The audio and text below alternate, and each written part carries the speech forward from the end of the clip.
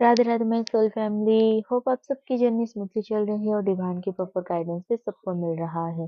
तो अभी मैं एक जनरल टैरो रीडिंग लेके आई हूँ। तो अभी जिस भी सिचुएशन में आप हो, चाहे वो कुछ भी चैलेंजिंग है आपके सामने, तो आप इस वीडियो को अभी पॉज करके उस चीज के बारे में जो भी क्लैरिटी आप चाहते हो, आप गॉड से वो पूछ सकते हो। एंड आई होप कि ये रीडिंग आपको क्लैरिटी दे। और एक चीज ध्यान रखे, ये रीडिंग टाइमलेस है। इट मीन्स ये जिस भी टाइम पीरियड पर आपको मिलेगा, आपको फील होगा कि आपको इस रीडिंग को सुनना चाहिए, वो आपके लिए होगा। सो जो भी आपको रेजोनेट करे आप उसको रिसीव करो, बाकी किसी और के लिए होगा, आप उसको लेट गो करो। तो सबसे पहले यहाँ पर मैं कार्ड जो है सफल करने जा रही हूँ।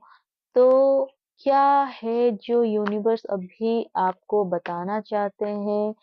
तो यहाँ पर जो फर्स्ट कार्ड आया है, द डेविल कार्ड, और ये रिवर्स्ड में आया है। तो ऐसा लग रहा है कि आपको यहाँ पर एनकरेज किया जा रहा है कि जो भी पास्ट की अटैचमेंट है, आपको उसको खुद को ब्रेक फ्री करना है। आपको इस अटैचमेंट को तोड़ना है, क्योंकि कहीं ना कहीं जब आप बहुत ज्यादा पास्ट में कनेक्टेड होके रहते हो, आपका जो प्रेजेंट है वो इम्पैक्ट उसमें होता है। आप जो भी लाइफ में डिसीजन लेते हो, तो वो पास्ट की एक्सपीरियंस से इन्फ्लुएंस होके लेते हो, या फिर जो भी आपकी एक्सपीरियंस है अगर वो बिटर है, तो अगर आप अभी प्रेजेंट वाली लाइफ को भी उसी तरह देख रहे हो कि कुछ भी ठीक नहीं होगा, चाहे आप कोई भी डिसीजन लो वो अच्छा नहीं होगा, तो आपको ऐसा नहीं करना है। आपको पास्ट को लेट गो करना है। और यहाँ पर जो सेकंड कार्ड आया है, कहीं ना कहीं वो भी इसी चीज को ही शो कर रहा है, जो सिक्स ऑफ कप्स है, और ये भी रिवर्स में है कि आप बहुत ज्यादा पास्ट में स्टक हो। यहाँ पर एक पर्सन दिख रहा है जो आपके लाइफ में है। आप चाहते हो कि ये पर्सन आपको कमिटमेंट दे। आप दोनों में इमोशंस भी दिख रहे हैं। आप दोनों इस कनेक्शन को चाहते हो। ये ट्विन फ्लेम भी हो सकता है या फिर सोलमेट हो सकता है। आप अपने हिसाब से चीजों को समझने की कोशिश करो, क्योंकि यहाँ पर एक हैप्पी फैमिली भी दिख रहा है कि आप दोनों के माइंड में है कि अगर आप साथ आओगे तो आप एक बहुत ही हैप्पी फैमिली को क्रिएट करके खुश रहोगे। क्योंकि यहाँ पर एक नेक्स्ट कार्ड जो आया है वो है टेन ऑफ कप्स। तो यहाँ पर सेलिब्रेशन दिखाई दे रहा है, दो कपल है। तो आप दोनों में तो लव है, लेकिन कहीं ना कहीं ये पर्सन या फिर आप खुद पास्ट की चीजों में अभी भी कनेक्टेड हो। आप यहाँ पर स्टक भी फील कर रहे हो, और आपको ऐसा लग रहा है कि अगर आप इस कनेक्शन में जाओगे और इवेंचुअली ये काम नहीं करेगा, तो फिर क्या होगा? तो अभी देखते हैं डिवाइन आपको क्या गाइड कर रहे हैं कि आपको क्या करना है ऐसी सिचुएशन में जहां पर आप इतना ज्यादा कंफ्यूजन में हो कि ये कनेक्शन आप दोनों के फेवर में होगा कि नहीं। तो यहाँ पर मैं आप लोगों को यही बताना चाहती हूँ कि डिवाइन की भी यही अप्रूवल है। डिवाइन भी चाहते हैं कि आप इस कनेक्शन को लेकर फिर से रीथिंक करो, क्योंकि ये जो भी पर्सन है ये आपको बहुत ज्यादा लव करते हैं, और कहीं ना कहीं ये आपके लिए बहुत ज्यादा प्रोटेक्टिव भी है। और यही पर्सन के साथ आप स्टेबिलिटी को भी फील करते हो, और चाहे वो इमोशनली हो, आप फिजिकली या फिर मटेरियलिस्टिकली, आप इनके साथ स्टेबल फील करते हो, आप इनके साथ सेफ फील करते हो। लेकिन क्योंकि आपने पास्ट की कुछ ऐसी अनहेल्दी इमोशंस है या फिर आपके कुछ बिटर एक्सपीरियंसेस था जिसको आपने होल्ड करके रखा है, तो ये टाइम है आपको उसको लेट गो करना है। और नेक्स्ट जो एनर्जी कुछ चैनल हो रहा है, तो ऐसे कुछ लोग हैं जो एक रॉन्ग रिलेशनशिप में स्टक है। ये मैरिज हो सकता है या फिर किसी के साथ आपकी लव अफेयर हो सकता है। तो यहाँ पर आपको यूनिवर्स यही कह रहे हैं कि ये टाइम आ गया है जब आपको लेट गो करना है, क्योंकि आपने बहुत सारी चीजें करके इस कनेक्शन में देख लिया है। कोई भी चीज आपके हिसाब से नहीं हो पा रहा है और कहीं ना कहीं आप बार बार हर्ट हो रहे हो, डिसअपॉइंट हो रहे हो और आप चाहकर भी इस चीज से निकल नहीं पा रहे हो, क्योंकि आपके अंदर कुछ ना कुछ ऐसी है कि आप कॉम्प्रोमाइज करके चीजों को होल्ड ऑन करके रखे हो, लेकिन सामने वाला जो पर्सन है वो बिल्कुल भी एफर्ट नहीं दे रहे हैं। तो ये टाइम आ चुका है। अगर बार बार आपकी इंट्यूशन आपको कह रहा है कि आपको इस जो भी चीजें हैं बहुत ज्यादा टॉक्सिक है, आपको इससे मूव ऑन करना है, निकलना है, तो यहाँ पर 5 ऑफ कप्स आपके लिए कार्ड आया है। तो यहाँ पर आपको ये इंडिकेट कर रहा है कि ये टाइम है जब आपको इस चीज से मूव ऑन करना है, क्योंकि जब तक आप अपनी लाइफ में टॉक्सिसिटी को कैरी करके रखोगे तब तक आपकी लाइफ में आ, कुछ भी अच्छी चीज मैनिफेस्ट नहीं हो पाएगी, क्योंकि टॉक्सिक रिलेशनशिप जो होते हैं वो कभी भी लाइफ में ग्रोथ लेके नहीं आते हैं। तो यहाँ पर अगर आपके माइंड में यही क्वेश्चन आ रहा है कि आपको मूव ऑन करना है या नहीं करना है, तो ये राइट टाइम है। आप अगर चाहते हो कि आप इस पर्सन से खुद को ब्रेक फ्री करना चाहते हो, तो ये समय आपके लिए बहुत अच्छा है। तो अभी देखते हैं जो डिवोर्स प्रोसेस में भी चल रहे हैं, जिनकी डिवोर्स केस चल रहा है, तो आगे क्या आप लोगों के लिए परिवर्तन आने वाले हैं, क्या आपके लिए यूनिवर्स आपको चैनल कर रहे हैं। तो यहाँ पर द टावर कार्ड आया है, तो कहीं ना कहीं एक टावर मोमेंट में अभी आप खुद को फील कर रहे हो, लेकिन यहाँ पर और भी जो एक चीज है कि ये जो मोमेंट होता है ये फॉरएवर के लिए नहीं होता है। ये बस ये बस कुछ टाइम के लिए है। आपको ऐसा लग सकता है कि चीजें आपके हिसाब से नहीं हो रहा है, आप जैसा चाहते हो या फिर जो आपने मैनिफेस्ट किया है वैसा नहीं हो रहा है।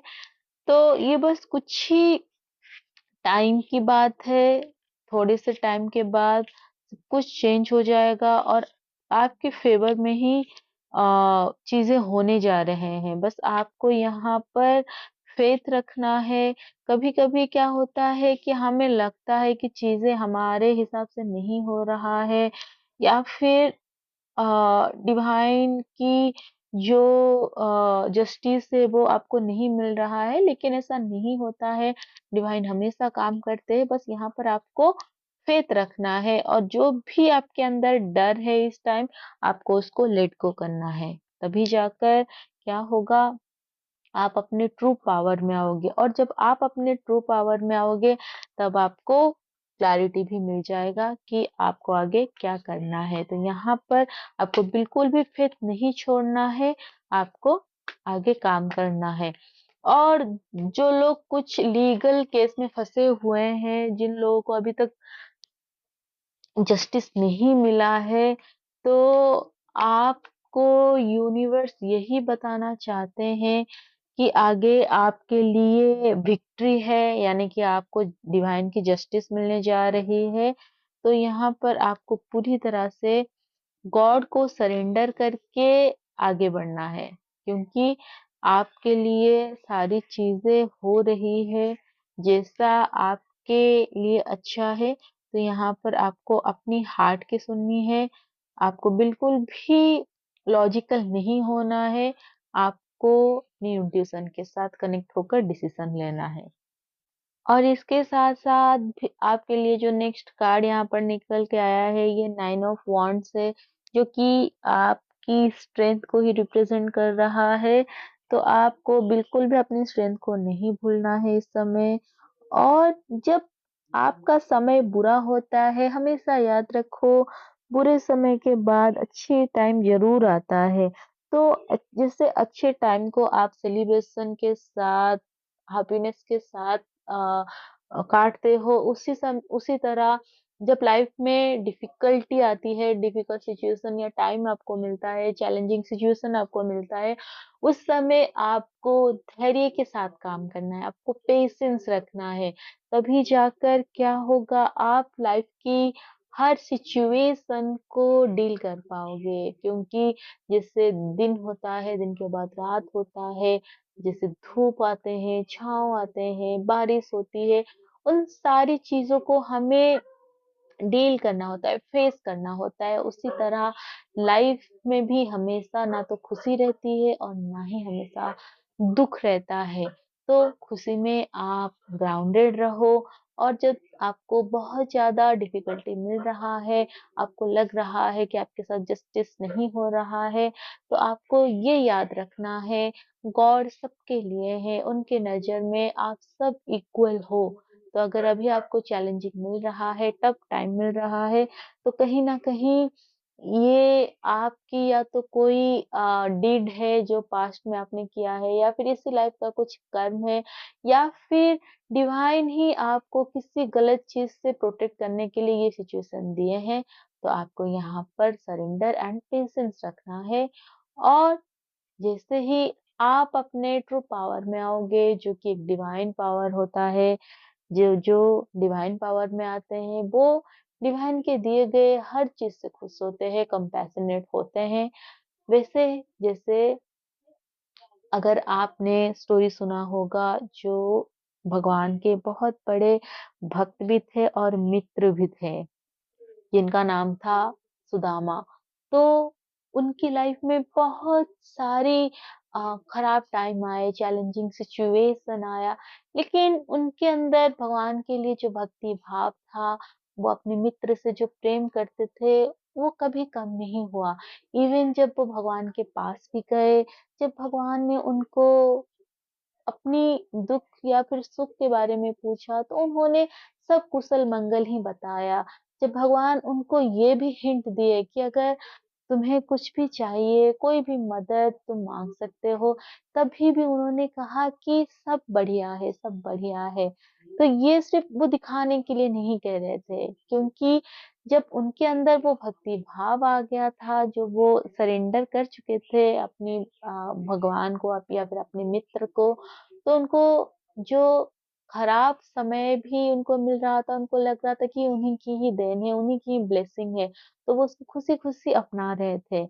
और जब वो द्वारिका से वापस अपने घर आए, तो क्योंकि उन्होंने भगवान से यही कहा था कि सब बढ़िया है, सब कुशल है, तो भगवान भी खुश होकर यही बोले थे कि तुम जैसा बोल रहे हो, वैसा ही है, सब बढ़िया है।